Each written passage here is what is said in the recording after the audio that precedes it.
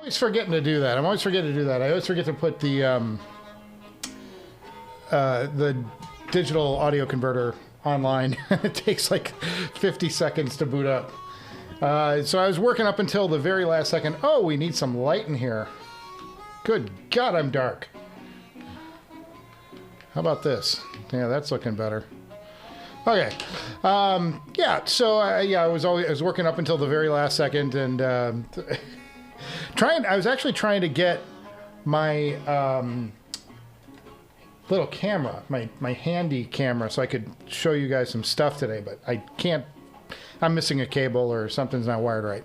And I was trying up until the very last second to get that going, but it didn't work. Hey, welcome everybody to the Humpday Happy Hour Hangout here at the Director's Garage. Cheers. It's a Wednesday. We are live across the world. And so much is, we are so close to getting back to regular shows. I've got something to show you in a few seconds. We're going to talk about some new stuff that's out there and some other stuff and whatever. How are you guys? How's everybody doing today? It's a fine Wednesday. It's red hot here in Los Angeles, California. Home of the Lakers. Why didn't they change that name, by the way, when they moved here? It's just crazy. There's not a lake within. You got to drive 150 miles to get to a lake in LA. Anyway, cheers to you. I'm going to take these off because it is hot and my ears will sweat in those things. But glad to be here. Hope you all are having a great week. And yeah, I've got a big, huge, massive box to show you that will be the real point at which we can jump off and start doing some shows once I get these things installed. And I probably know what it is because I've talked about it enough. But I also want to talk about some products. There's a brand new product announced today. Did you guys catch it? Did you guys catch it? We're going to go to the old laptop here as soon as I get it up. Don't tell my wife. No. Here we go. I don't know what that means. MacBook Pro. Let's go take a look. Okay, so what we have here is the Moondrop Starfield 2.0. Finally. They've released a number of iterations of this. They called one like a Stellaris or something. I don't know. But this is finally the official Moondrop Starfield 2. That's a 10 millimeter dynamic driver. This thing's got bass for days for just $109. You got to buy them from Asia. They're not even in America yet. You got to buy them from Shenzhen Audio, and they'll come direct to you in a couple of weeks. But they just were released literally today. I got the notice that they released the Starfield 2. One of my favorite all-time headphones for the budget-minded folks. Really terrific sound out of these, and I can't wait to hear what the Starfield 2 sounds like. There's some of the artwork just cycling through it. You get the ear tips. You get the. They always include screens for some reason. I guess. In Asia, they have waxier ears than they do here. I don't know. But I love the new design. It's classic. It is in the metallic flake that is the Starfields, the original Starfields, but they got new graphics. They have new graphics on the side, which I think are pretty tasty. Just looking good, and welcomed addition to the IEM world there. Can't get enough of Starfields. I absolutely love those things. Fantastic $109 product. Just terrific. So that was the first thing that I noticed that I wanted to talk about. The other thing was this came out about a week ago or so. Two other items I'm going to talk about news-wise. Headphone news-wise, folks. Getting back into the swing of it. Although I got my microphone, SM57 microphone, classic Shure microphone, used in studios worldwide. And the other thing I want to go to is Zach has announced that officially at ZMF, it is the summer of Burl. So he's come out with a whole Burl line, and check this shtick out. Really spectacular ZMF Atrium done up in Burl, and these things are gorgeous, and they've got different types of Burl too. It's really cool, very exciting stuff from Zach. He's always putting out gorgeous headphones, And these Burl things, I mean, you could just get lost looking at these things. They're so beautiful. Amazing stuff from Zach and Bevan out of Chicago, my hometown. Yeah, just gorgeous. All sorts of different colors. This is redwood.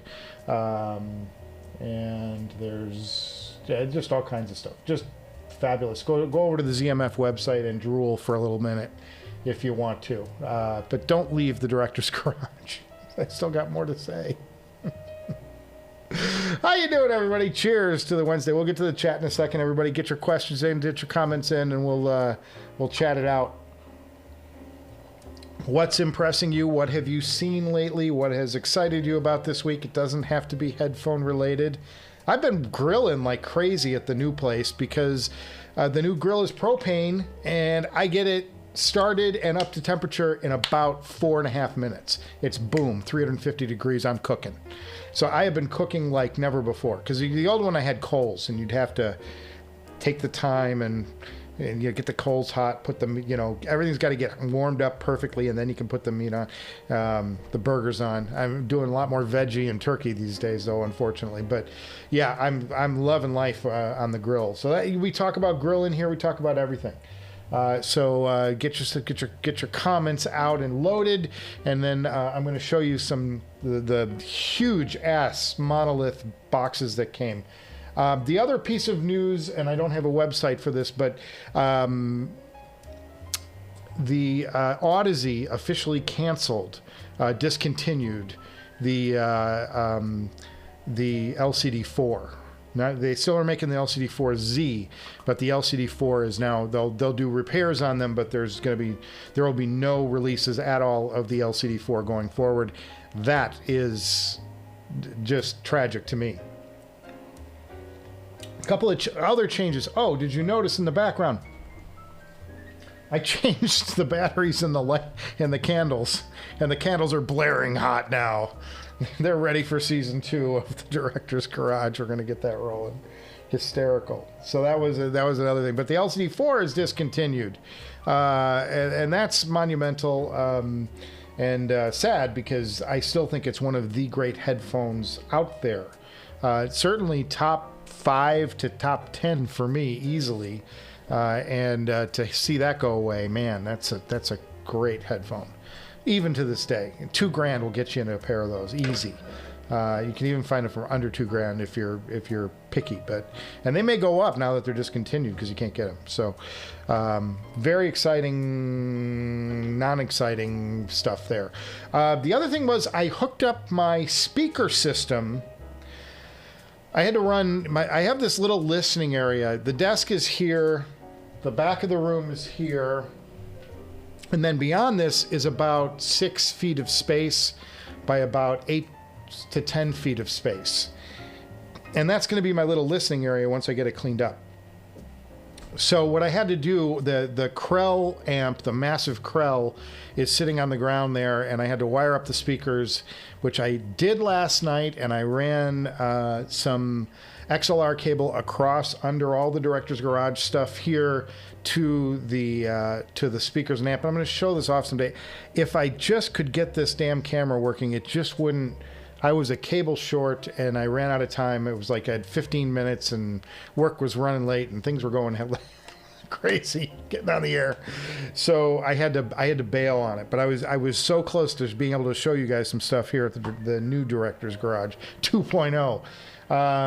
But I ran these XLR cables over to the Krell, and I hooked it up last night, and I don't even have a chair over there yet. I haven't bought a chair for that area yet, but I want to get something comfy, or a couple of comfy chairs for me and a pal or whoever wants to come over and listen to some music. We can play it on the speakers on the big Vandersteins, which terribly need resurfacing. I'm going to get that's a project for another month.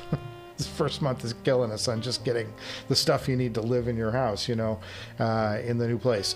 But I hooked it up, and I put on, what did I put on last night? I was listening to some Eagles. I listened to Steely Dan and some other things, just to hear the sounds, all the sounds.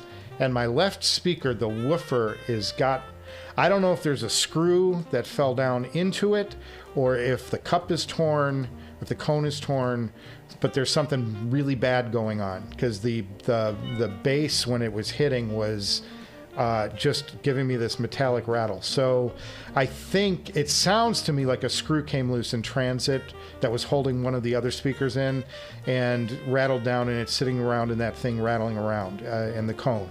That's what it sounds like. It doesn't sound blown. It didn't have that edgy, it sounded more like a metallic thing. So I got to tear those speakers apart anyway. I'm going to order new wood surrounds for them. I don't know if you're familiar with the Vandersteen 4s. Let's see. So we can go to this. Let's go to this. Let's go to this real quick. Why not? We're here. So these are my speakers. 1, 2, and... No, that's the 4. Don't do that. Good God. Learn to use the internet. So this is my speaker here, the 3A Signature from Vandersteen. And you'll see it's got these wood tops and bottoms. And then this here, where I'm pointing with the pointer, this is speaker cloth, grill cloth, and that's what it looks like if you take the speaker cloth off. Well, and also on top there's speaker cloth. Well, folks, the truth of the matter is I have cats. I have cats. And cats love speaker cloth. They love it. It's the best thing for crawling and climbing and scratching, and these things have been scratching posts for a number of years. So as a protectant, I purchased some covers for them, some quilted covers from this guy who makes custom covers for any piece of audio gear you have. I'm gonna get one for the Krell too, because it's sitting on the ground. I don't want it to get dusty, so I'm gonna buy a cover for that as well when I'm not using it, because I don't play that system very much, but when I'm in the mood for it, it's a great system. It's phenomenal. It's up, it's a beautiful sounding setup. If I had some sound treatment in the room, that is. More on that in a second. So I need to, so I'm going to buy from Vandersteen. They have two options. You can send the speakers back to them. They will replace the veneers on the top and on the bottom, and they will re-grill them for about, I think it's like $1,800, which is a lot of money for me. That's, new headphone territory. Or waiting for the helicopter, LAPD's finest. Or you can have them send it to you, and you can do the work yourself, because these things aren't that difficult. It's a rubber mallet. You knock the top of it off. Everything is staple gunned in. You staple gun in your grill cloth and pound it back down. I haven't done it before. I was leaning towards sending it to them, and then I'm just like, when I saw the price difference, I'm just like, guys, that keeps the director's garage in headphones for quite a while. So I'm going to do it myself. It's just about a month away, because I got other things to do. Like this first package here we're going to go to. Cheers, everybody. Let's go to a couple of chats, and then I'm going to open something huge, massive box, taller than, no, not as taller than me, but tall, really tall. Happy Wednesday, Michael, says Gil Renard. Cheers, Gil. Cheers to you. I got to move this thing over. Now that I got the color okay, I'm going to move this so I can see the chat without having to look so far. It gets rude when I'm in profile all the time, although I have a classic full profile, boys. Glad you guys could make the live stream. Nice to see you, Michael, says Tommy V. Nice to see you, Tommy V. Cheers, buddy. What are y'all drinking today? You guys got to crack open the cold ones. Keep it flowing.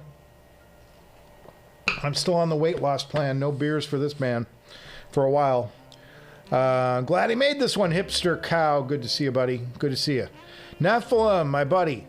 He sincerely hopes the LCD-4Z platform performs identically to the original LCD-4. I can tell you from personal experience, I heard a difference. I think they sound good. It's not a bad headphone, but it's not that special mojo that is the LCD-4. Now, they're lighter, and they're sleeker looking, and they're more like, they're more LCD-5 like in shape, the LCD-4Z we're talking about.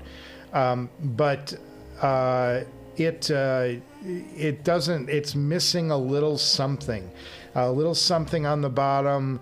It's just, you know, if you look at these things, let's go to Audeze real quick, because we can.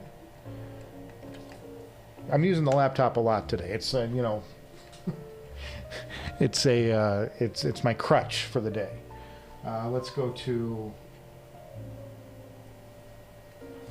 Audeze.com. Funny how all these things self-fill in. I use this thing so much. Products, LCD-4Z. So here's the 4Z, right? Here's the 4Z. And I don't know. I haven't measured, I haven't looked at the stats on this. Maybe somebody in the chat can chime in. That cup looks smaller to me than the LCD-4. So I don't know if the cup is smaller, that would stand to reason that the diaphragm is a little smaller. So I don't know how you get the same exact sound out of, I don't think you can expect it to have the same sound as the massive cup that is the LCD-4. Now, they lightened up the weight, which makes them more usable, arguably. You know, they're less strain on your head. You can listen to them for more hours. They don't have any other photos, so it's just that one photo. But you know, I didn't hear, it certainly wasn't to my ears better, and if I'm being perfectly honest, it didn't quite sound as good as the original LCD-4 to me.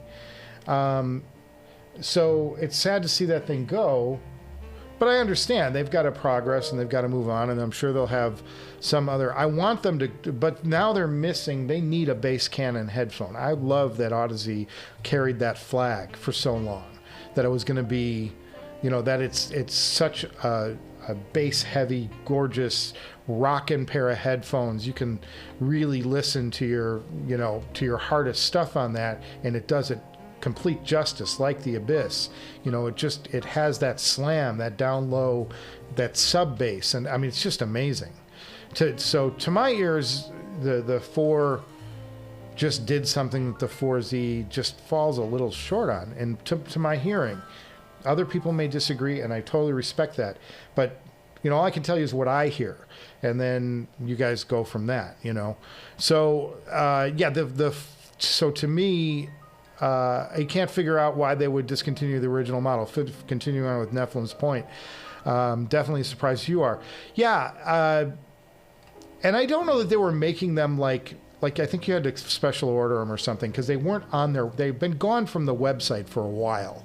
They've only had the 5 and the 4Z, and I think that's because I'm guessing the production costs have something to do with it. It's cheaper to produce this new one. They're sharing parts with other headphones. It's probably an economic decision, I would think, and I respect that. I totally respect that. I just hope that they come out with a replacement or a next something, you know, that gives those of us bass heads that really appreciate that thick, robust bottom end that LCD-4 delivered, and the LCD-4Z I think falls maybe a little short of. Maybe they can come out with another something down the road that will fill that void. And I understand too, you know, it's a heavy headphone, and it was earlier in their production life cycle before they streamlined things and sort of ergoed things up a bit. You know, they're not as ergonomically nice as the 4Z, no question. It's just there's something about that headphone that is special. I mean, it's remarkably special. Hipster Cow says, not the biggest fan of the 4Z, similar tuning to the 4, but cedes too much technical performance. Yeah, I just, to me, it was like and I'll believe, you know, what you say, Hipster Cow, when you say that they're technically, I don't know, like technically, I never like listened to them for detail and speed and that kind of thing, but I was wowed by the presence and the overwhelming presence of the bass and sub bass of that 4.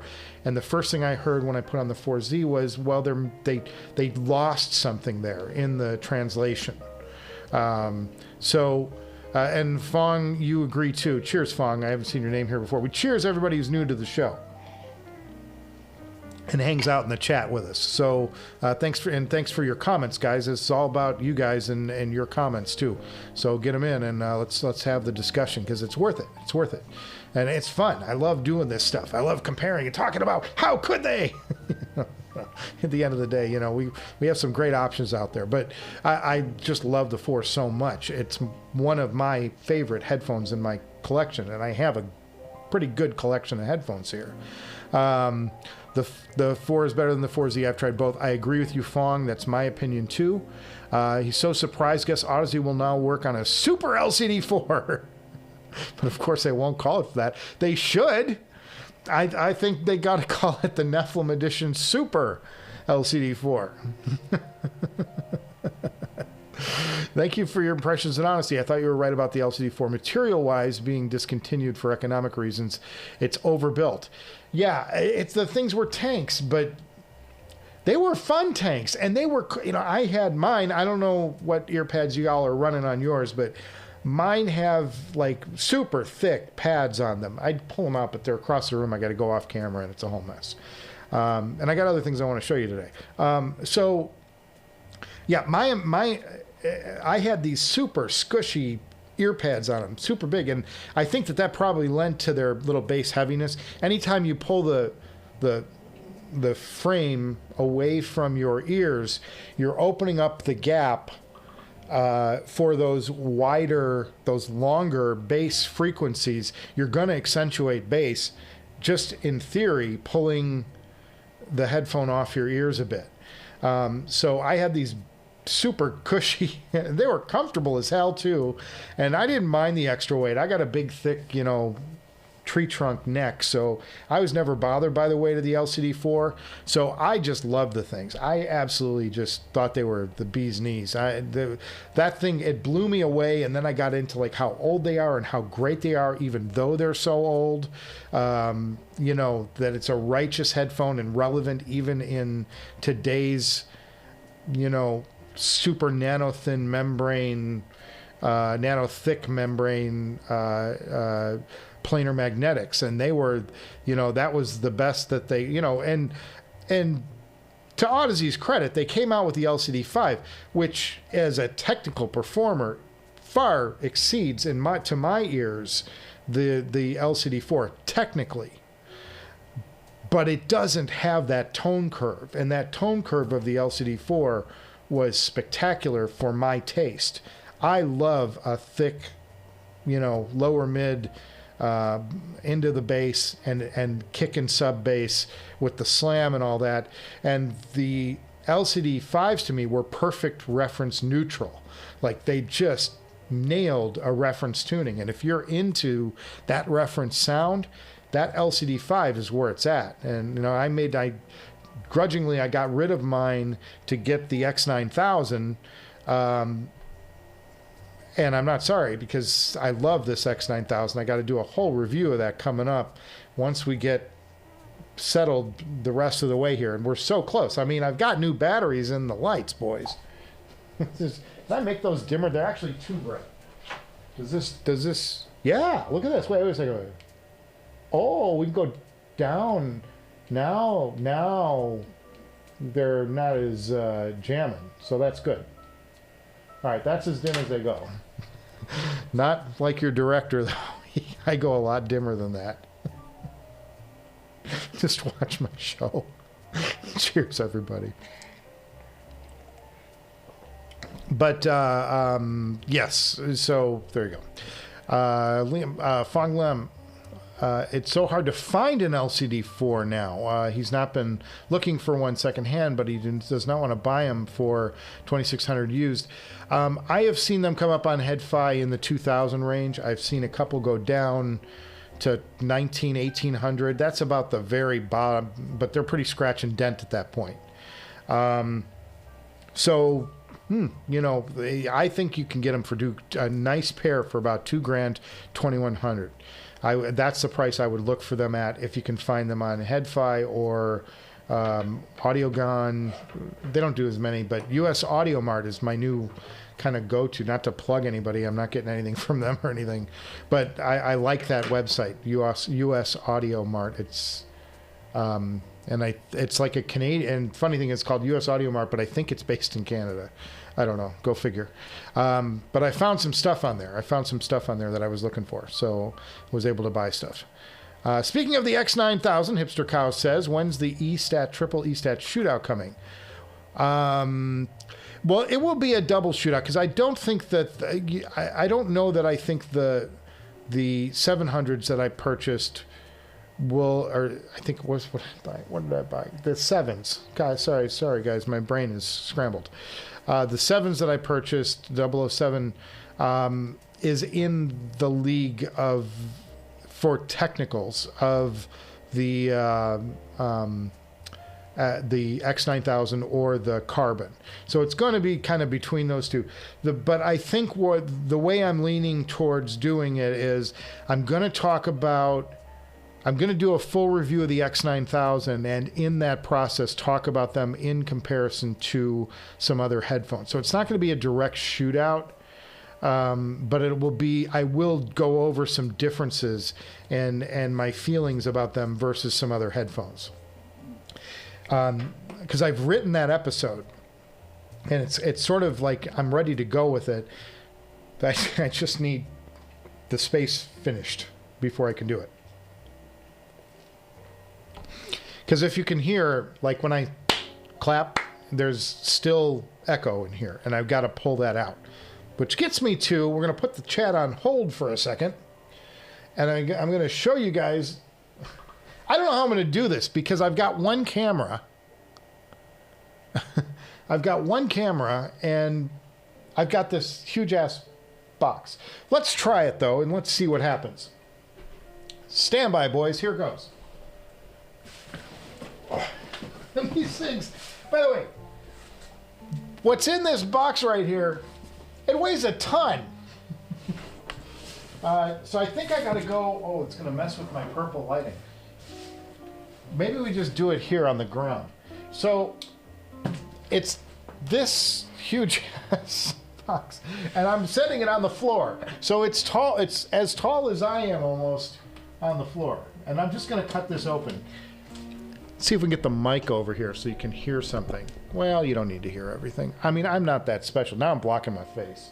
I'll put it back. Remind me in the chat to put my microphone back over so I'm not blocking my head. This literally came, this was part of the reason I didn't get the other camera working, because this came at 2 o'clock or 3 o'clock. It arrived at 3. So I was like trying to get these huge ass boxes. Remember, three flights of stairs down. I had to get these huge ass heavy boxes down 3 flights of stairs in order to have them here to unbox on the show. So that's what took up some of the time of getting my other camera worked out. All right, so let's cut up.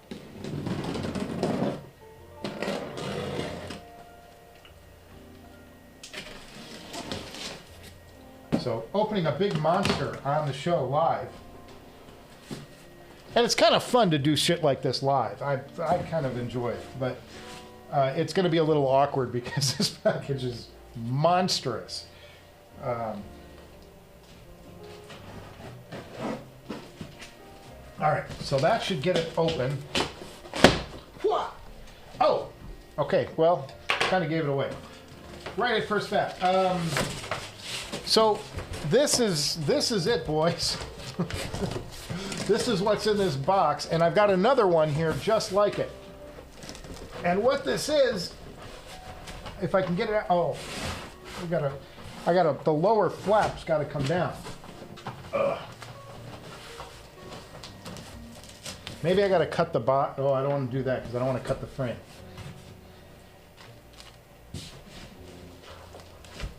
Well, maybe I got to drop it down. This is embarrassing. All right, hang on. You can see I'm wearing shorts today. No comments about the director's garage legs. All right. Woo! Okay, all right, so here we are. This will get us home. This is just one of them. Jesus. Boy, talk about overbuilt. Okay, so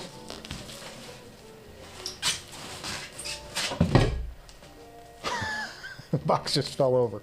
Okay, so this is, I gotta even see it. This is a giant audio panel. It's a sound absorbent panel. And maybe you can hear, maybe the microphone will go instantly dead.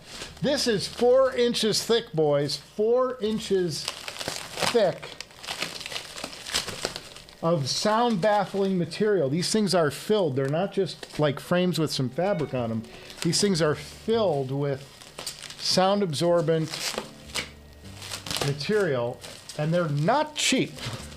In fact, they're so expensive I can only do half the order now. I'm gonna have to wait a month,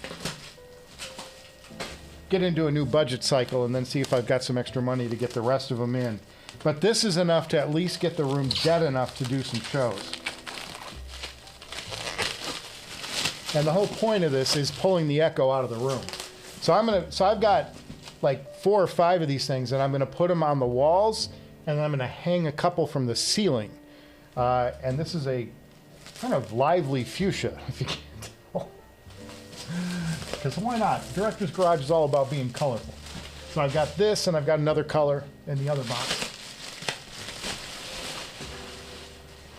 But there you go. This is a giant sound absorbing panel, and you know, they'll go up here and they'll stay out of the frame, and hopefully they'll deaden this room down, and we won't have all that booming going on.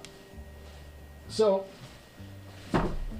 those just came literally 20 minutes before I went on the air, and gosh, I mean, you just put your head next to it, and you can hear like how much quieter it makes things. So that's pretty exciting. So I've got a bunch of those, and I'm going to put those around. I mean, just putting, I mean, this isn't even placed, and I'm like, I can hear a difference with this here. Amazing. So that's coming. We're going to put these up on the walls and hang them from the ceilings, and we're going to have some much better sound. Oh, put the mic back, right? Remember, I told you guys. So I'm not blocking, you know, the old noggin. The point of that is to get this room sounding better, because I know some people said last week, oh, it doesn't sound that bad. It sounds like, I'm like, to me, it sounded terrible, just terrible. So very excited that I've got 4 or 5 of these things sitting over here that I ordered. So I've got to get these up on the walls, and then we'll get to, and then we're going to get to some real, honest to goodness shows. We're going to get back to the real stuff. So that's my big unboxing for today. I would open some more of these just to throw them around the room, but it's a lot to manage. It's kind of embarrassing. Like, oh my God, how do I get this big thing out of here? Too fun. So yeah, so that's my big unboxing for this episode. I just wanted to show that off to you and show you, you know, we do stuff live a lot around here, for better or for worse. And but the idea is to get this room sounding as good as it can sound, or certainly as much better than it does sound already, and get the booming out of here. So there you go. Giant 4-inch thick stuffed to the nines panels. And I cut all the purple off the wall in the back. That's all right. So yeah, so what do you guys think? Do you think, I mean, there's probably $1,000 worth of panels here. That's you know, for just a couple. So I've got another run of them I got to have them make to finish the room off. And that doesn't even address the area where I'm going to be playing music, you know, my speaker setup. There I need some corner treatment and some ceiling treatment. It's going to be awful to get that. But that's not a priority. The priority for me is getting this space worked out so that we can do, you know, get back to shooting regular shows. And because I got so much to do, I've got 3 or 4 shows written that I have to just, you know, execute and cut. I just don't have a room that's capable of really giving me anything decent. So let's get back to the chat here real quick. I hope you enjoyed that little interlude. It's kind of fun. I don't know. So yes, okay, fine. The Super LCD-4 it is. We will have it weigh 900 grams. Yes, it'll be super better and super bigger. They'll also look like Princess Leia, you know, buns on the head. Be even bigger. All right, yes, he does look forward to that E-Step shootout. That will be so fun. And I agree. I'm looking forward to doing that episode because I've spent a lot of time now because I've had all this time and I'm not shooting. I've done a lot of research for this stuff, and I've been listening time, boys. It's a lot of fun too, and I've super enjoyed this setup. And the other thing I'm going to be doing is a shootout between the Blue Hawaii Special Edition, which is the far background amp, and then this Molnar right here that has that ominous glowing power switch. I love that. Just like, come on, try me. Looks so good. So yeah, that's coming too. So we've got a bunch of stuff to do. And he says, so Michael, now do you, due to the rarity of the original LCD-4, you might finally have a headphone you'll never sell, or maybe I'll sell it and take the profit and buy, whatever else is new, because maybe the market will go way up on those. I don't think so. Midstream ads on YouTube. That cropped up a couple weeks ago, Hipster Cow. I'm sorry. I don't know how to control it, but it is what it is. We're paying bills, I guess, for YouTube around here because they're not paying me much. So I've got some different colors of these too, just to liven the place up. I went with 2 different colors. The other color, maybe I'll reveal the other color another day because it's going to be in that other box because these 2 are the fuchsia ones. So, but it's going to be along the lines of the Director's Garage. It's not too, looking at my logo, it's not too difficult to figure out what it is. It's going to be. But I liked having some fuchsia in here and give the place some lively color. If the problem I'm finding with these things is they don't make them in like every color, and you would think that they would. So like, a lively yellow or something, something bright and cheery or whatever. I move towards cheerier colors. I like a happier environment instead of like, I don't need drab and black. It is black and white, and I'm like, no, it's not me. I'm like, I want some vibrance, or everybody does all white and then red. I'm like, it's just not my, it's so played. I think that in 5 years, the one red thing, it's probably came from Star Wars with the shoulder thing, and I'm guessing is where the genesis of that trend is. But I'm kind of over it. I think that it's, the white with vibrant red is like, it seems to me like that's something that's going to be out of style soon. And whereas something that's bright and lively and just interesting looking is more of my style. So what else is going on, fellas? That's a lot of news. We talked a lot about LCD-4s. We talked a lot about, I showed you off my panels. We're going to make the place sound better. I hope it sounds like a little bit better already, just having this here. It should. Maybe if I stand it up. Get it right off of, start pull out those waves. Pull out those waves. I feel like I've got an intruder in the room.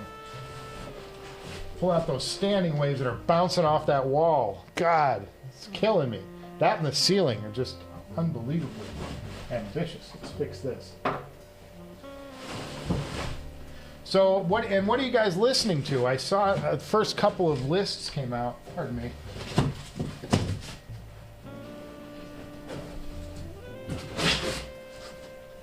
There we go. That's better. The first couple of lists came out for the best music of 23, and I was looking at those, but I nothing caught my eye that was like, I haven't heard anything this year that is like just totally, I'm trying to think of something that really blew me away that's new. It's just not quite there at the moment. So what are you guys listening to? What's happening that's new that's come out? I have like, I was looking for stuff, and like last year we got a bunch of like retro artists that came out with some new material, and that was exciting. But this year it's like we're a little bit, it seems like a little bit less. I heard that, and I saw that the Pretenders were set to release something new, and I loved Hate for Sale so much that I thought that that would be an album worth checking out, whatever their new one is, because I thought, man, we'll get, that's going to be something to hear, I hope, because the last album was so good. Chrissy Hines. What else have I got? What's going on in your worlds? What's going on in the chat? Are we still on the air? I haven't seen the chat move in 10 minutes. Did the commercial throw y'all out? Oh, God. That's what I got today. That's what I've got for today, guys. We gotta get some other stuff going. What else do you want to talk about? Chime in, let me know your thoughts, and we'll get going.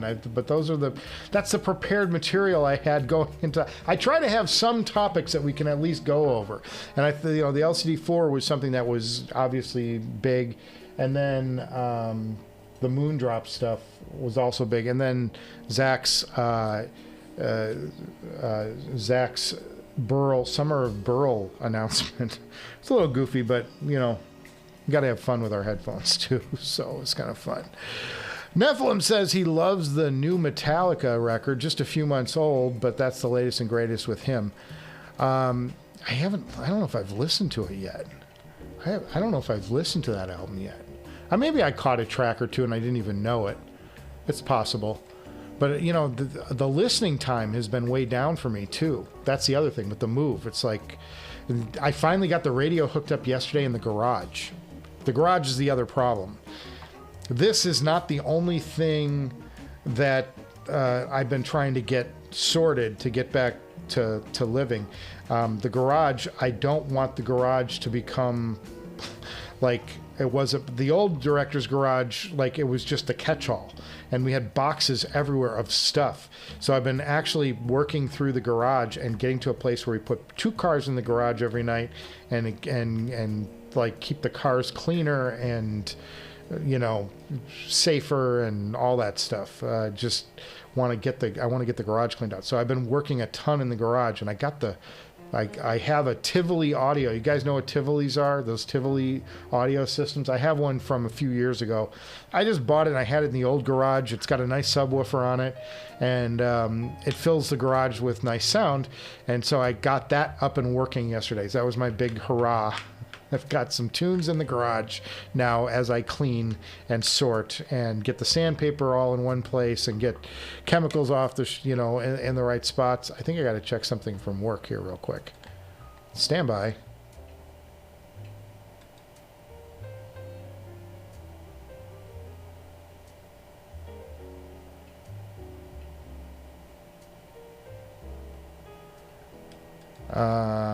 Okay, I've got to check something. I'll take a look at it. Okay, but it's at 4 o'clock. I mean, I can't do everything, guys. I gotta have my show. These people have to realize we need the show. We need our drink on. We need to get our drink on.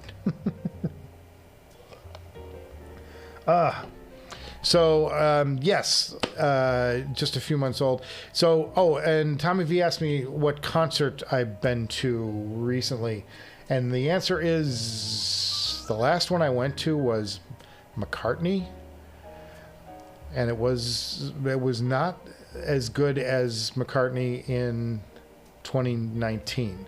I saw McCartney in 2019 at Dodger Stadium. Maybe it was 2018. I think it was 2019 though. Yeah, it's 2019. Just before the pandemic. And I saw him and we talk about that like it's nothing, but it's like, I forgot, the whole world stopped for a while, guys. It's like ancient history now. Everybody walks around with no masks on and like we've never even heard of the pandemic. Just funny that how fast things change. It's not a social commentary. That's just like funny how fast we just move on. It's our nature, I think, as humans to go and do something else. But I saw him in 2019 and I really appreciated that show. I thought he sounded pretty good. And when he came back on this last tour, I think his voice is it's like the spectacle of seeing McCartney is still the spectacle of seeing McCartney. It's like going to see the Rolling Stones. You're never going to go see the Rolling Stones and go, wow, that was just awful. but his voice is rough now. It's like really rough. I don't know that there's anything you can do with that. It's just age and the quiver. He can't hold the note the way he used to. And it's been getting worse progressively, but I think it was such a stark jump in those 4 years between when I saw him, 4 years, when I saw him before, and 3 years, I guess it was. And then I saw him on the last tour. I was like, I saw him at SoFi. And admittedly, SoFi is not a great place to watch a concert. It's this massive mega stadium, Dodger Stadium. You're outdoors, and there was a real spectacle to it. And the SoFi, I think, kind of lacked something. The big, huge closed stadium, but it's still McCartney. But that was the last concert I saw. I was definitely not up to. I think what we have come to expect from McCartney over the years. I don't know. What did you guys say? If anybody who saw that, let me know. But I'm obviously there's probably a bigger Beatles fan in the world, but I'm a Beatles nut. I absolutely love that band, and I love McCartney's solo work, and I'm a huge fan of it. I'm a fanboy, and I've read all the books, and I've learned everything. I've watched all the interviews with from George Martin on down to Jeff Emmerich and all the folks in the studio, and how they did their work and how they managed to do it. And I have a close friend of the family played guitar for McCartney back with Wings back in the 70s. And so it's like I get stories from him all the time too about and I ask him what was their sauce? Well, how did they write so much consistent stuff? And they just said, he just turns to me and said, they're geniuses. They're flat out geniuses. It was just you had two musical geniuses who happened to collide into each other at the same time, and they pushed each other beyond what any mortal mind would do. You had modern day Beethoven running into a modern day Mozart. Look at this, I'm doing a pour on my desk. Danger. Some fresh water in there, but that was his explanation. It's just they're geniuses. They were pure. It's just they're pure genius. How they managed to keep the consistency up, song to song, track to track, album to album for 10 years, or 8 years. Amazing. Did you, Hipster Cow? Did you see the Eagles' final tour with Steely Dan announcement? I don't know how Steely Dan's gonna. Steely Dan has been. Well, first of all, Steely Dan was a studio band almost exclusively through most of their career. Well, I guess it wasn't until the later years they figured we can make some money if we take this thing on the road. But their first incarnation, when they wrote all the great music, they were strictly a studio band. And Michael Brecker and Walter Fagen, yes. Did I get that backwards? Donald Fagen. Wow, brain. Walter Brecker, Donald Fagen,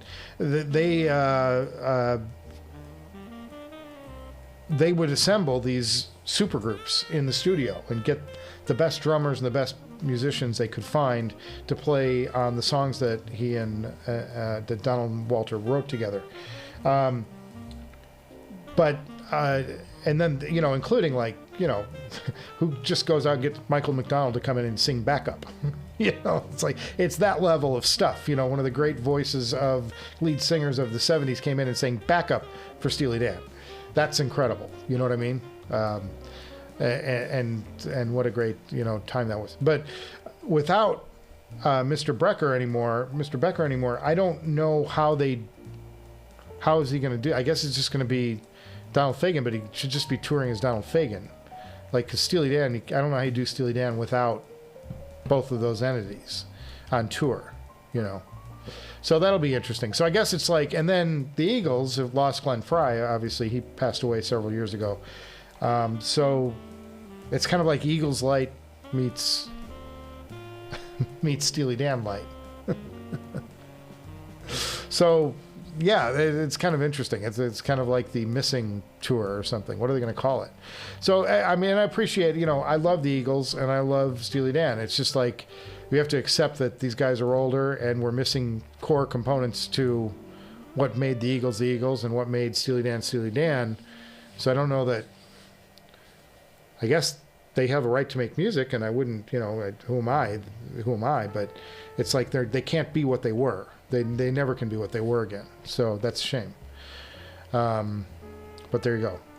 Unless AI is going to provide... Oh, God, get me started. Got a strike here in Hollywood, boys. Nephilim says, Michael, I'd like to predict the X9000 going to run away with every category of all your E-stats. The thing is brilliant. I hope you can get a few hours with them even tonight. I've been getting time with them. I can tell you there are surprises ahead, though, Nephilim, on that review. There are things that you won't see coming. And surprised me. So I can tell you that the X9000 doesn't run away with every single category. There are some things that some other headphones do better.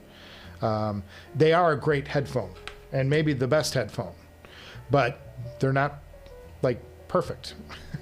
Because there's no such thing as a perfect headphone. I don't think.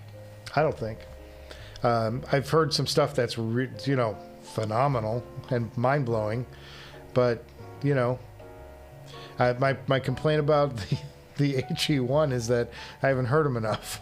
So if somebody wants to donate $52,000 to the Director's Garage Fund for me to get an HE1 in here, or call Sennheiser on my behalf, hey, that Director's Garage guy really needs to get the HE1 in so he can do a shootout with the X9000. Anybody want to make that call? Too fun. Great discussions today, though. I'm really actually enjoyed quite a bit of it. So what I've got to do is spend a couple of days with installing these things and getting them level on the wall so that my OCD doesn't trigger, because they've all got to be the same height. This isn't going to work visually.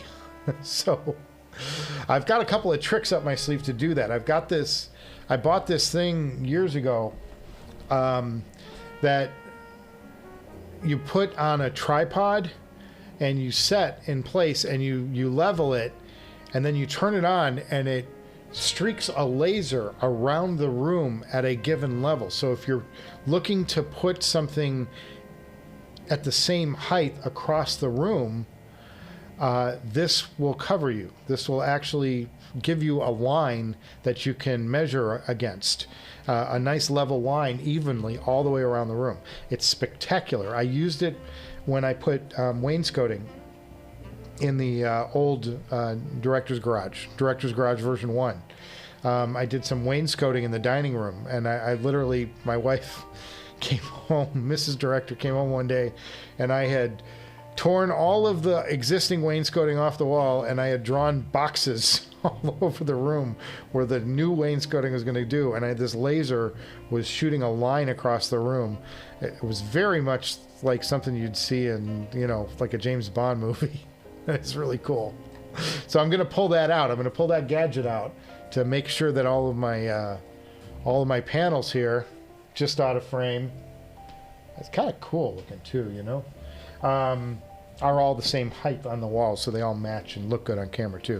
But they're going to sound good. That's the most important thing, is we're going to pull the echo and the boom out of the room. And that rhymed. I know it. You make it sound exciting, my friend. Looking forward to what I have to say. Yeah, I always love doing these episodes. I just haven't had the room in good enough shape to really do it. Now I think we're close. Once I get this stuff up, we're going to be doing it. We'll be back in production. Those panels are truly going to make a difference. They are like a member of the band. Panels are beyond an audio tweak. Yeah, and I hope, can you guys hear a difference with this thing sitting here? I would think you can, because I can tell from my voice. I still hear some stuff coming off the ceiling, but everything over here went dead. It's remarkable. what a little bit of fabric and some serious sound absorbing material, guys. I mean, this is huge stuff. It's filled thick, like good 3.5 inches of this are filled of this 4 inches thick material. It's filled with fiber. Keep sound away. Too fun. But I hope that it makes a difference even now. So I am cutting. I literally cut the room almost in half by putting this in here. So that was kind of fun. And then the other day I was looking. My plumber was here. Let's say it in English. My plumber was here, and he was going to do some fixes to the plumbing, which still haven't gotten done. We have some plumbing issues. Every house has issues, you know. No begrudging the new house. But he goes down and he's like, "Do you know on the other side of your wall you have enough room for an entire other room if you wanted?" And I'm thinking, listening room, boys. I'm like, that's where the home theater listening room is going to be. It's going to be next door. We're going to punch through this wall someday, and I'm going to put a floor down, and we're going to have a whole listening room over there, just for sound, and maybe some video.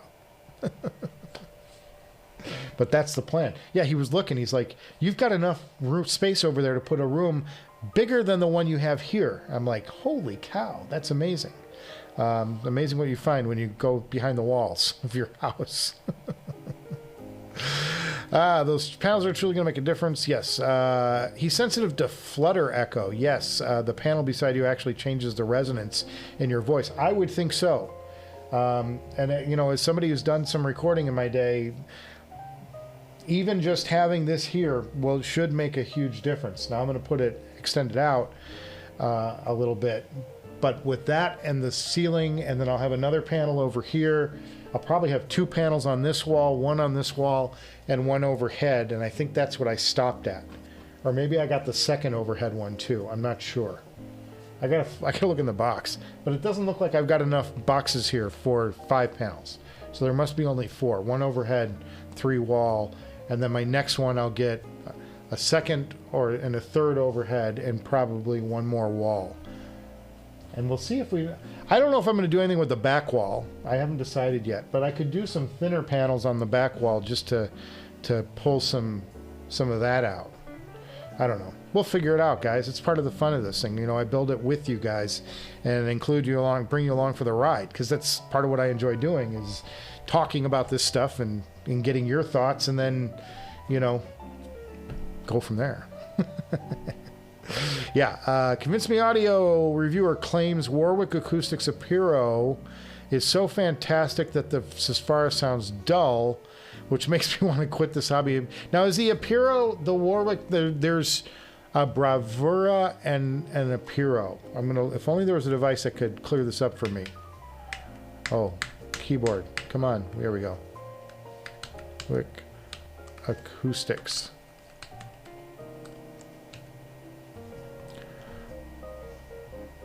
God, change it back. Why does Yahoo keeps hijacking my browser? Like, just leave it at Google, man. Google's working for me. So yeah, it's the Bravura is the $7,000 system, and the Apiro is $36,000, which is basically the cost if I flushed out this DCS Lena system. Wow. I don't know. I'd want to hear it. I would need to hear it first before I jumped into that pool, because, you know, traditionally electrostatics just don't carry enough bass for me, and it's always a struggle to get more bass out of an electrostatic. And even the X9000s, I'll give you this little tasty tidbit. I EQ these things because it's still not what I like. So, you know, without the EQ, they sound great. They're terrific and everything. But for my preference and for the musical styles I listen to, I actually have come to the dark side and started EQing these a little bit just to get them, because otherwise they're spectacular. They really are. They're spectacular. I mean, yeah, spoiler alert, they're great, you know. Imagine that. The $6,500 headphone from Stax is not bad.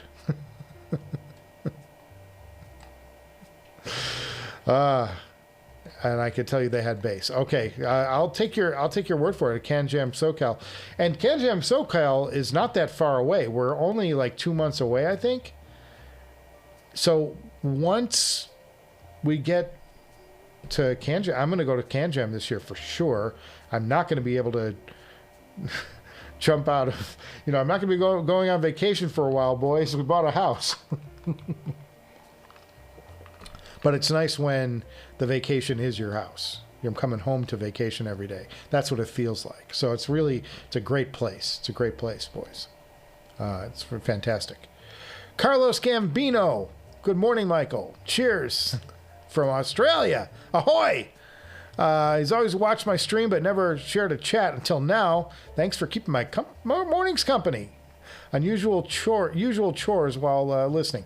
Well, that's what it's about, and I think I do the same thing. Look, I'm just as guilty. I'll throw on, some of the other discussions from the other channels. I can't remember any of them.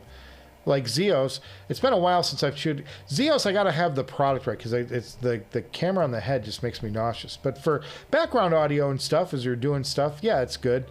The headphone guys, they stopped streaming regularly their live stream.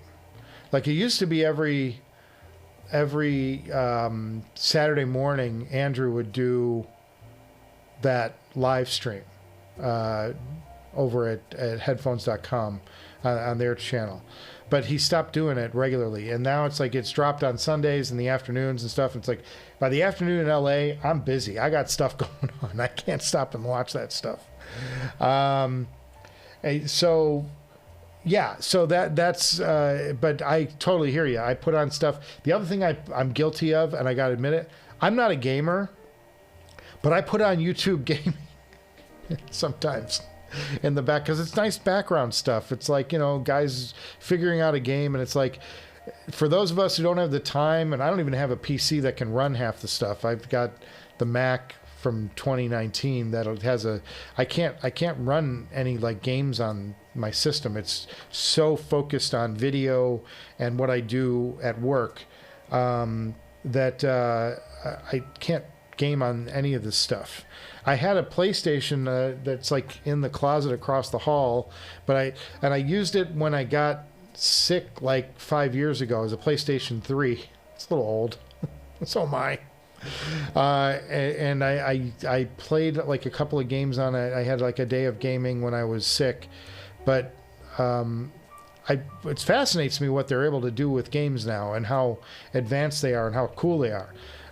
So I'll put on like gaming streams. I like World of Tanks stuff. I honestly do. I used to play World of Tanks on my iPad.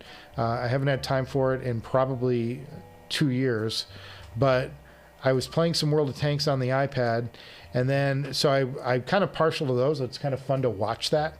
And then I'll put on. There's a guy named Raptor, and he's got my sense of humor.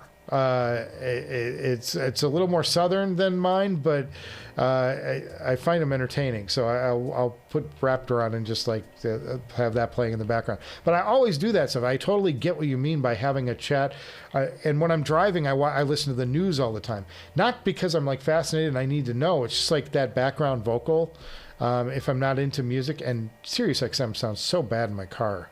The last car was okay. This car just not as good with the audio system in the car, and they're so integrated now. You'll never change them or pull them out or enhance them. You're stuck with what's in the car now because it's all in the computer, like that drives the car. So, but I understand what you do. I totally get that. Oh, Nephilim81, UEQ, the X9000. Oh, wow. I didn't think you'd have to go that far. Love to be wrong about predicting how others may feel. I find the seal and fit just as finicky as the DCA Stealth, another headphone review I've written but have not put up yet. I haven't shot. The Stealth. Sorry. I didn't review the Stealth. I was thinking of the Expanse.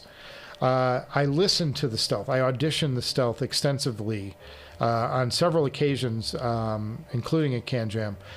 And maybe it was just, maybe I didn't get the fit just right and the seal just right, but I didn't care for them. I thought the Stealth was a miss to me. The Expanse, I have a kind of a love thing going on with them. I think they're great. But I got to do a full review of that can too. So I like them, but there's caveats with that headphone that need to be explored and told. But I like them. I like them. I like these. Nobody else likes these. This is the Sennheiser HD-820 headphone, universally panned. And I love these things. I think they're great. I think they have one of the great sound stages of any closeback ever. They just seem to go away into Narnia. Fantastic. But everybody hate them. They say they're terrible. I'm like, I like them. So take that with a grain of salt. If you think my reviews are all that, I like a headphone that 99% of the world hates. I just love the soundstage. I think they're fantastic. And they've got good bass. And nice big drivers. And they look... If you don't look at these things and think like Millennium Falcon, TIE Fighter, Death Star... These things are wickedly designed. They're gorgeous. I mean, they got the Gorilla Glass on them. It's a little bit dirty. It's dusty. Sitting around the director's garage. So good. But nobody likes them. me and you, Nephilim. We're the only ones. We're the only ones. So great. Cheers, everybody. What are you guys drinking today? I hope you guys are cracking some cold ones. We're here at happy hour for a reason, boys. We're supposed to be getting jaked and thrown up. There was a DJ in Chicago who used to come in on the microphone and he'd have people say, "We're going to get jaked and blow lunch, boys." Oh, I got a little bit of an echo going on in here, and I know why. It's not feedback, but this is going to make a difference. I was getting some feedback from my TV set there. That probably cleared a lot up. A lot more up. I just lost the phone. Oh, yeah, that's better. See? See? It's the little details. This is what happens when I rush on the air. Ah, damn. I had some foldback happening, and I didn't even know it. I'll tell you what, we just saw the thing flashed across. This strike is like affecting everybody out here in LA. It's really affecting everybody. It's affecting all of the conventions and the Comic-Con and all that stuff. It's just gone away. It's just gone away. Everything is grinding to a halt. Even my stuff. It's like I'm not a lot of shoots. There's just not a lot to shoot right now because everybody's taking a hiatus. So we're going to do a lot more music stories as a result of the strike, which is good. But I'm not getting sent. We're doing Ed. I think we've got an Ed Sheeran coming up, and I'm not going to be able to go to that. I think it's in Iowa. But whatever, all good. I'm actually enjoying staying home and working on the director's garage and getting this place sorted. It's a lot of fun to have everything in a place and specific and, having purpose and stuff. And I can't wait to get this music, but now I'm worried about my speaker that's blown. That may be blown. Terrapin Hopsecutioner IPA here. Gil, cheers, buddy. Way to tip it. Tip it. You're tipping it for real. I like that. I like that. That's a good one.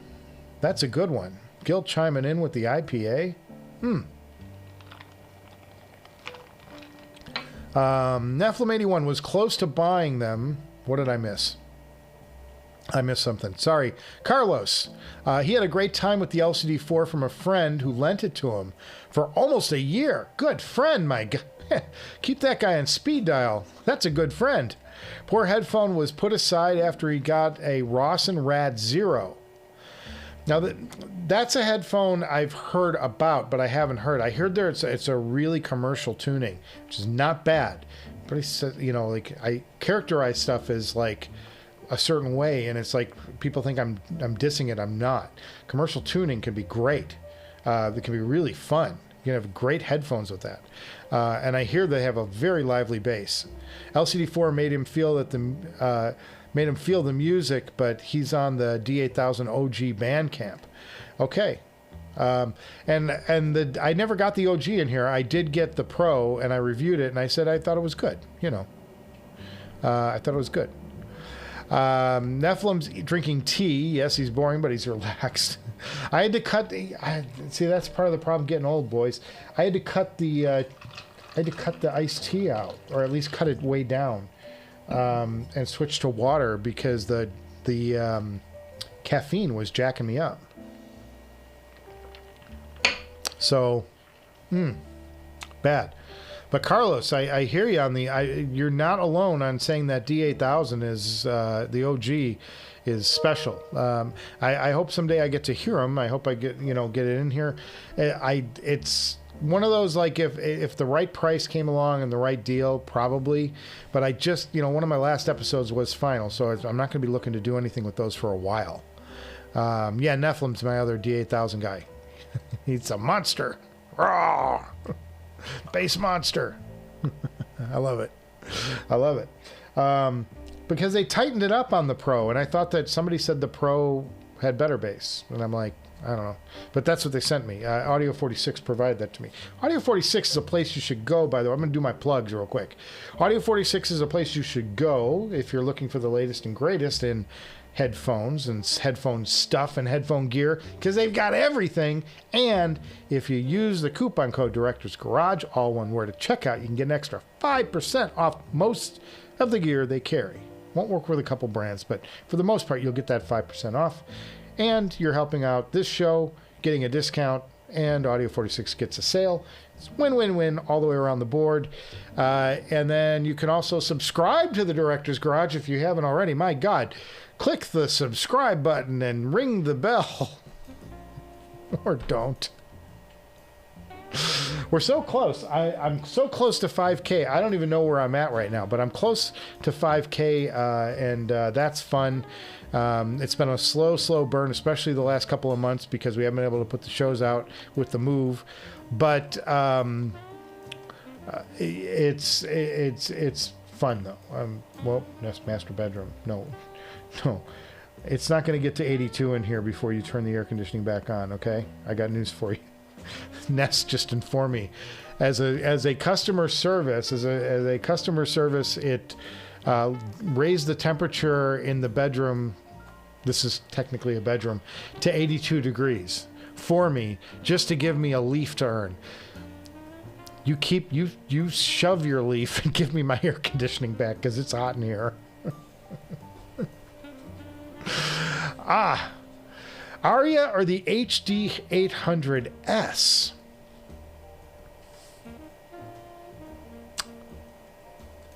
Well, that's a question. The question is what do you want in a soundstage? Because if you want like the widest soundstage imaginable with crazy great bass, HD-800S. If you want a well-balanced headphone,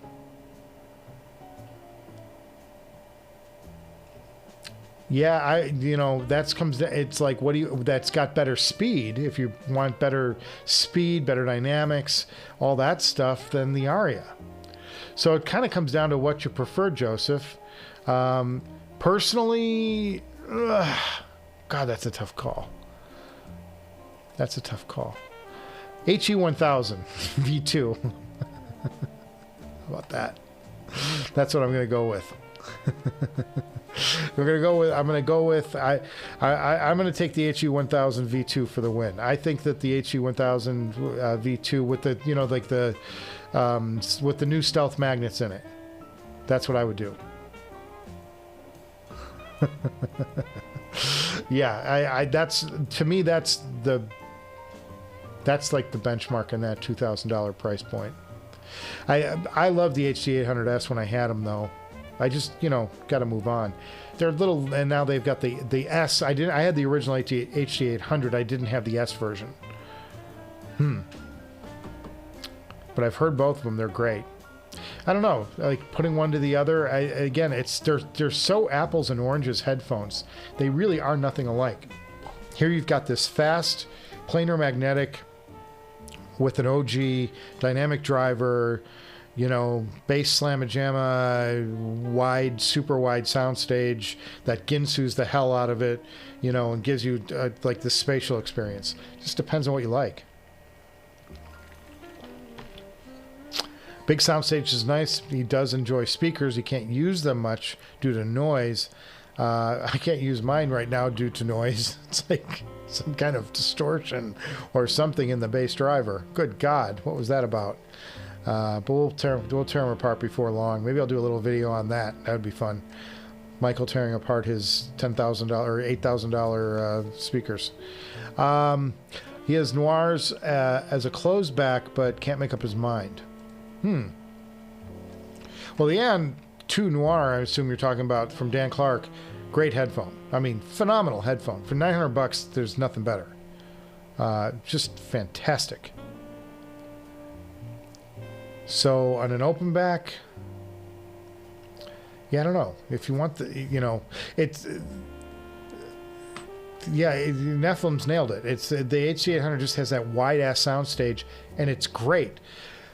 The only thing that some people knock the HD-800 for is that it kind of scrambles the soundstage as it sends it out. Like, you don't, it does things to the stage that, in a way that other headphones don't. And it kind of almost is like an altering the music experience. So, but I just love it. I love the effect of them. I love the experience of wearing them, and they're so comfortable. You know, reminds me of, you know, like the Meze is the most comfortable headphone I own, but the Meze Elite with the thick pads that I stole from the Empyrean, but those HD-800s are just phenomenal. They're so comfortable. Great. Please tell me otherwise. No, I wouldn't argue with that. The other headphone that has fantastic soundstage, as you might expect, is the Abyss 1266 TC, which costs 3 times more for about the same soundstage, but it's a specific soundstage, whereas the HD-800 kind of Ginsu stuff and throw stuff all over the place, which is really fun. The HD-800, or the Abyss 1266, expands stuff way out, but it stays like more pinpoint. It doesn't scramble the stage like the HD-800 does. But the HD-800 are more comfortable and 1/3 the price. So, and if more now, because you can get those. I think they've been on sale for like $1,300. So, you know, good deal. Good deal. Headphone has been king for 15 years nearly. Yeah. Yeah. Oh, doorbell, boys. That's going to be... Okay, I got to go get this. Let's... See, that's somebody at the door. Let me go to a slate, and I'll be back.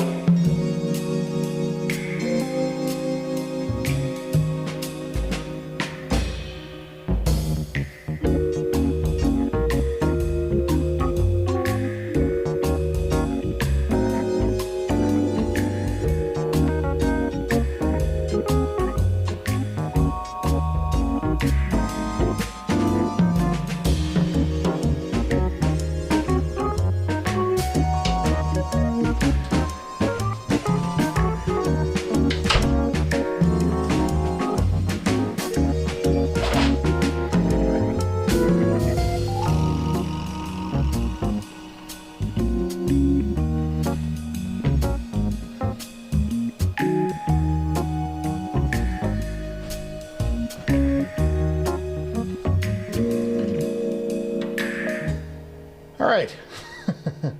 Here's the flaw in the plan with the new director's garage layout.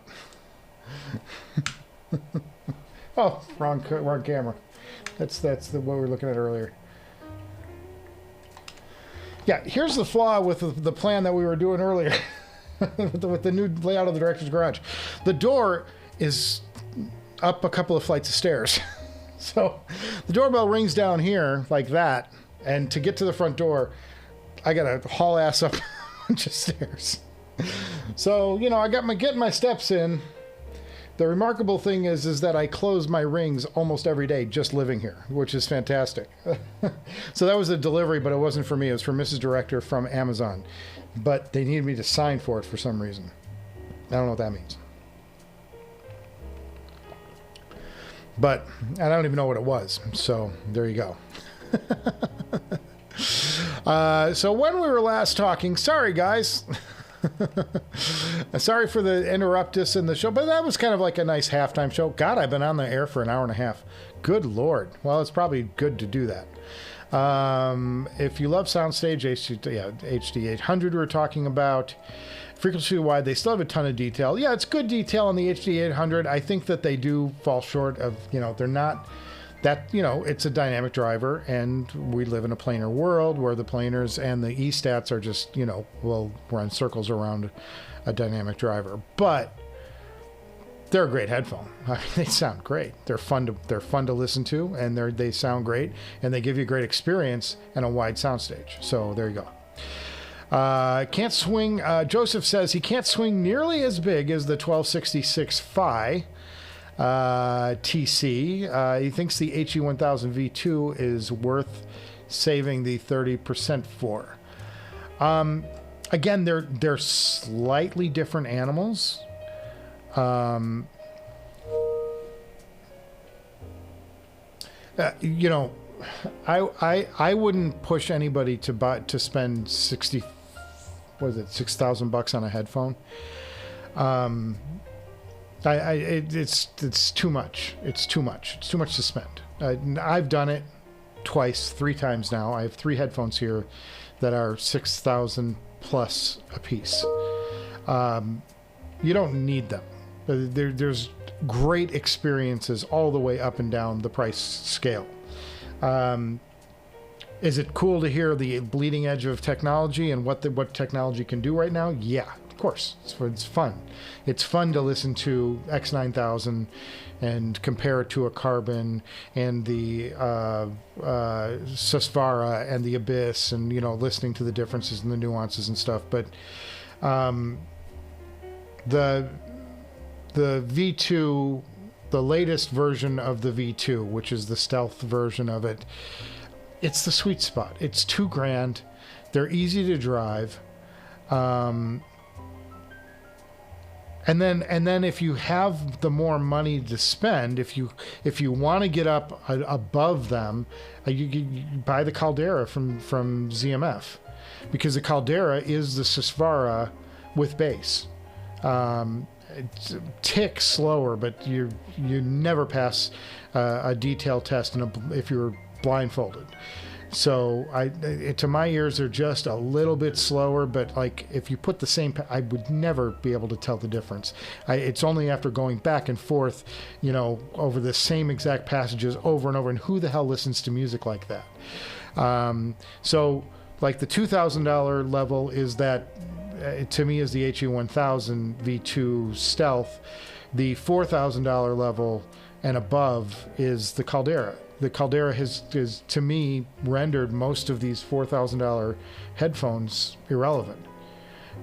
Not irrelevant, that's probably too strong, but it's such a landmark headphone.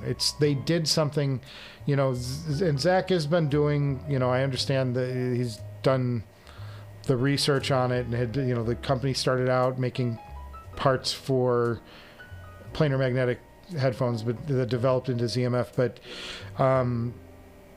to swing that huge in your first attempt, you know, first real attempt at a planar, mind blowing how good the Caldera is. at that price, and it's easy to drive. It's easier to drive than the Abyss, easier to drive than the Susvara.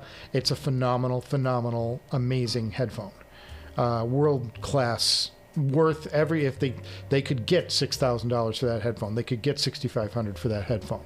To his credit, and it's handmade, and it's beautiful, and it's stellar. You know, it's as fun to look at as it is to listen to. So, you know, you've got tiers. Is what my point about all of this is, that you've got tiers, and if you've got $2,000 to spend, to me it's the HE-1000 V2, whatever the latest version of it is. So, you know, and you can get them for less. Yeah, as Joseph was saying, you can get them. There's deals on them and stuff. And you can buy them used too. You know, don't discount used.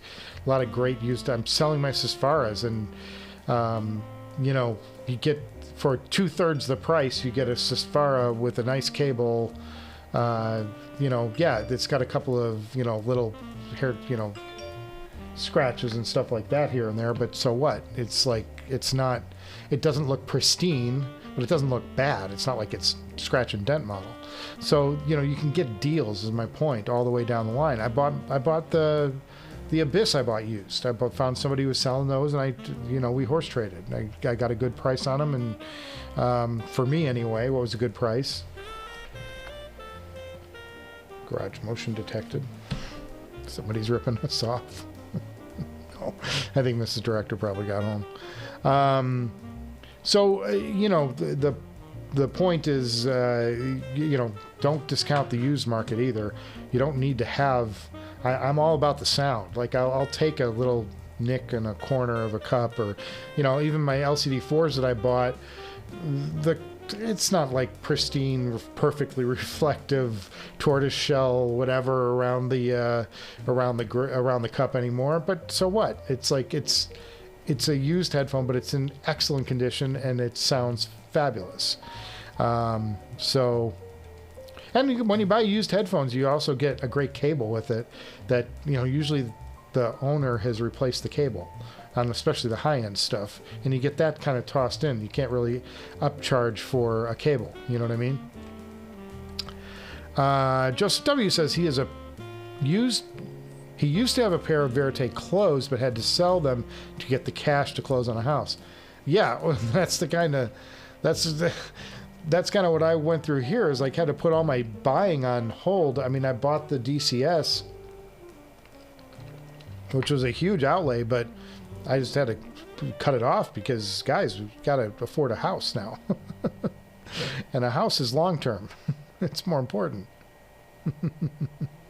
Pythagoras says, thank you for a great show, Michael. It's really a pleasure. He's going to go to sleep. It's 2 a.m. in Germany.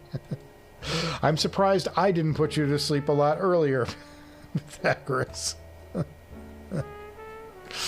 Oh, my God.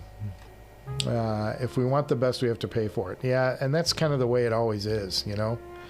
Carmine DeSanto. Cheers, Carmine. And cheers to you, Pythagoras, if I haven't already. Thank you guys for tuning in today and following the show. JTB finally chimes in. Where you been, JTB? Too much. Used to have a pair of Verite closed. Yeah, that's a headphone that I've wanted in here, but it hasn't happened for a variety of reasons. I just haven't found the right pair. It's kind of like I've looked at them and I'm like, I want to try them, but now there's the Atrium closed, and I like the Atrium so much. So do I get the Atrium closed? I don't know. So it's like, and they kind of went on the back burner because I can't afford any of it anyway right now. So I get, Joseph, we're going through the same world, I think. HE-1000 SE, that's $1999, but it was JTB who told us, don't get the SE, get the V2, because the SE is harder to drive. Nephilim says, given the headphones he has now, the next headphone he'd really want is the LCD-5. He's a sucker for great mid-range. It's got great mid-range, phenomenal mid-range. Yeah, like for listening to classical and like vocal jazz vocals, amazing headphone, world class. And you can mix on them too. That's the best part. Like, they're so neutral, you could easily use them professionally if you were into that. I am. Get the HE-1000 Stealth over the SE for $600 less. Basically the same headphone. Yeah, and I think JTB once told me that the HE-1000 SE is harder to drive. You need more power, so why do it? An F1 question: will Michael ever sell the LCD-4, given how rare it is now? I would sell anything in my collection. There's nothing here that's like a sacred anything. No, I take that back. There's one thing that I wouldn't sell, and that's these guys. And they're not even the best IEM I own, but they are K10Ls, and they were hand built for me by John Moulton. He selected the wood. He wanted to wow me, and he produced this gorgeous, amazing piece of sculptured art that also happens to produce music very well with balanced armatures. It's a Burl. Talk about your Burl. Your Burl's right here. And they're just special. And they're special to me. And he made them for me. So this is a pair that I will carry with me forever because they're special to me. But other than that, I'd get rid of any of them. I'd sell any of them off if the price was right and I needed to make a move and I want to get something else in here. There's nothing I would do. A couple more guys and we're going to get off the air because it's 5 o'clock. Mrs. Director came home. I got to cook dinner. Jumped at the HE-1000 SE's new price, but the bass is not quite there on some songs. By no means at all. And then you can EQ to that. That's the other part of it. That's Mrs. Director chiming in. She is home. The Caldera is the only headphone he needs. JTB, cheers to that. I totally agree with you. I think that in that upper echelon, they're the sweet spot. I mean, you can get different things from the Abyss and from the X9000, but to pay a third more to get there, it's crazy. It's crazy. The Caldera is as good as any of them. They have a slightly different flavor, but they have the speed, they have the bass, they have the clarity. It's just a matter of, do you prefer the nuance of this one over that one? And that's for, you to decide.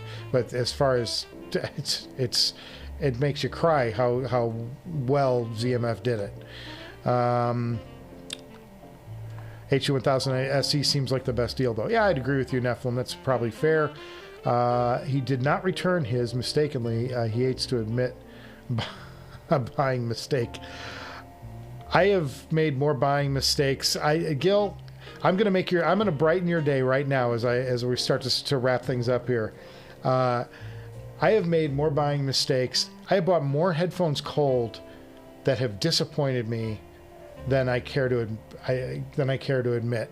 The number of headphones like down the line that I bought them super excited, put them on and go,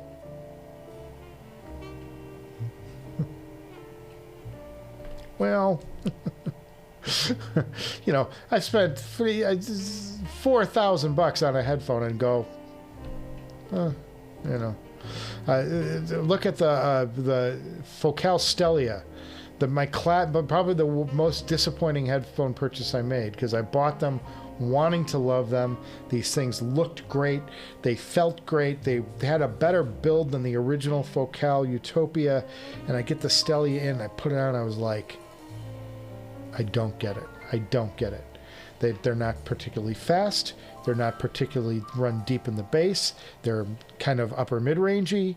I don't get it. I just didn't get it. And people were raving about that headphone. I'm like, I would take this headphone over the Stellia any day of the week. Any day of the week. Just love them comparatively. HE-1000 SE is very easy to drive, easier than the Aria Stealth, for example. Oh, okay. HE-1000, he's saying they're both easy to drive. Well, that's good. What's hard to drive is the Susvara, a headphone that I predict in the next year will be replaced. If not replaced, upgraded. It's just overdue. It's overdue. There will be 5 disappointments to every positive surprise with headphone audio purchases. That's true. I think that that's probably a pretty good ratio. I'd like to say I'm a little under that ratio, though, which is kind of cool. But,